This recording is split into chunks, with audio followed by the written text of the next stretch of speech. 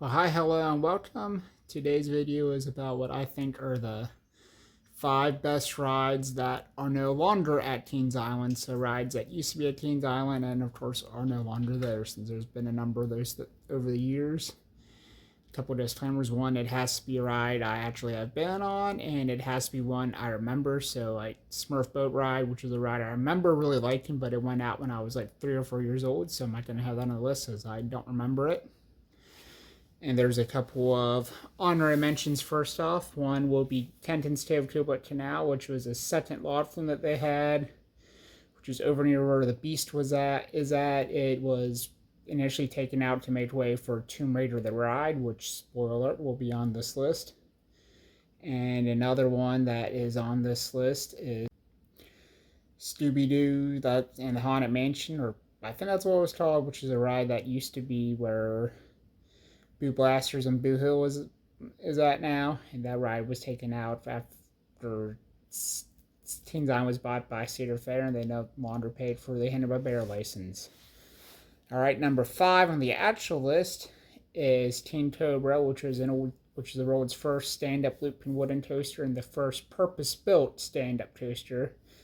This was built where Delirium is at now, and it was probably the only stand-up coaster I've ever been on that I actually liked, since stand-up coasters have always, for me at least, been painful. They would always hurt my knees, and this ride was a relatively short ride, but it was one of my first looping roller coasters, and it also, I remember it had some pretty good airtime because it had a couple little tiny bunny hops after the main loop in the helix, and it was always a ride that, as a kid, I remember liking it, and they also generally had a short line. I want to say they took it out after either the 2001 or 2002 season, but don't quote me on that because I didn't look online before this video for that.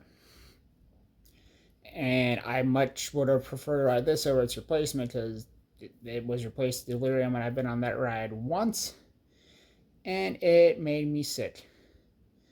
Number 4 on this list would be Tomb Raider the Ride, which was, of course, a highly themed top spin, which is over near where the Beast is at.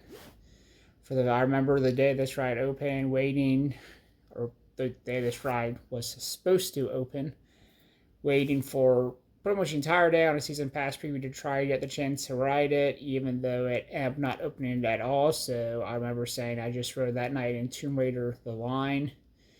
All we did was watch the pre-show, and it was Teens Island's attempt to sort of be Disney or Universal, I think, back when they still on Paramount, even though they didn't keep up with the theme, and that ride itself is no longer there. It's now just a giant bid building. Number 3 on my list, I would say, is Son of Beast, which is probably the most infamous rides on this list, since it only lasted about 10 years. Has a reputation for being one of the roughest, if not the roughest, roller coasters ever. Although I also rode that on Season Pass preview night 20 years ago now, with my brother and my best friend at the time, I believe, was there, and as well as my dad.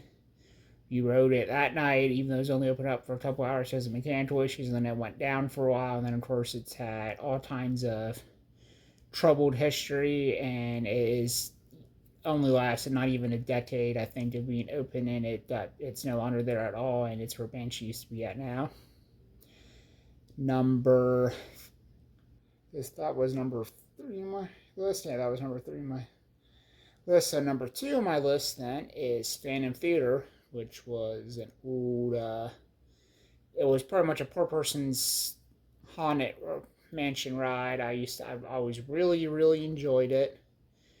And it was when I went to Disney World for my first time, which is a year after this ride closed down. I compared Haunted Mansion to this ride, and at that time I might have even preferred Phantom Theater over it, but it's, of course, been closed for a long time now. It closed down in 2002.